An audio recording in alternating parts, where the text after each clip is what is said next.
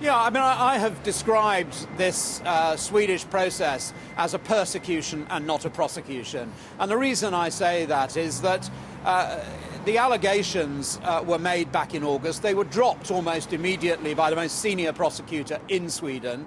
And then they were reinvigorated by a politician only a few weeks ago. And of course, we then get the rather unfortunate timing, one might say, of the warrants coming from Sweden at exactly the same time as the cables begin to be released. And one can't say that that was just happenstance, I think, particularly when Julian and his legal team have been trying to get hold of this prosecutor since August. I mean, today in court, we learnt more about these allegations for the very first time than we have since August, and we're now in December. And that's a pretty shameful state of affairs for the Swedish prosecutor to adopt.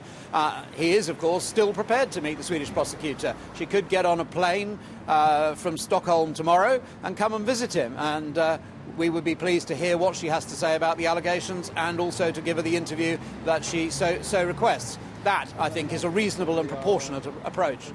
Tell me the legality here of an extradition warrant for allegations that haven't yet been turned into concrete charges, as far as I understand.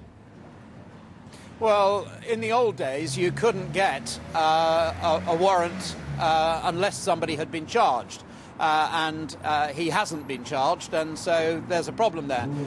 There is a suggestion made by the Swedish prosecutor. We have to remember the British authorities in this are really the cat's paw for the Swedes. They have an obligation under convention to do this, whether they want to or not. And so the prosecutor today really laid out the Swedish case. And they have to set out that they want him, and they say they want him for questioning. And that's what Marianne Nye, the prosecutor, has said on any number of occasions, that there are no charges against him. She just wants to meet and question him.